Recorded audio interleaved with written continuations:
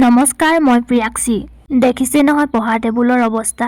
আজি বৰ বিশেষ কাম নথকাৰ বাবে ভাবিলোঁ কিতাপৰ টেবুলখনকে অলপ চাফ-চিকুণ কৰি লওঁ। লগতে আপোনালোকৰ কিছুমান প্ৰশ্নৰ উত্তৰো দিওঁ।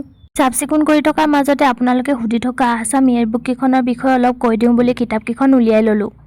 ৰ'ব, কিতাপকেইখনৰ বিষয়ে কোৱাৰ আগতে মই মোৰ কলমখিনি ভালকৈ থৈ লওঁ। ব'লক এতিয়া কিতাপকেইখনৰ বিষয়ে কওঁ। এইখন হৈছে অসমৰ সাধাৰণ জ্ঞানৰ পৰিচয় শৈলেন বৈশ্য ছাৰৰ 5th এডিশ্যন। আনখন হৈছে আছাম ইয়েৰবুক 2022 চনৰে শান্তনু কৌশিক বৰুৱা ছাৰৰ। হয়তো এইখন সকলোৰে লগত আছে। আন এখন ইয়েৰবুক হৈছে 2024 চনৰ। এইখন কিতাপতে প্ৰত্যেকটো টপিকৰ পাছতে MCQ ছেকশ্যন আছে আৰু মেপৰ যোগেদি বুজোৱা হৈছে।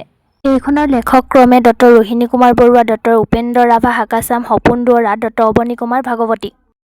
এইখিনি সামৰাৰ লগে লগে আজিৰ দিনটোত কি পঢ়িম মই তাকে লিখি ল'লোঁ।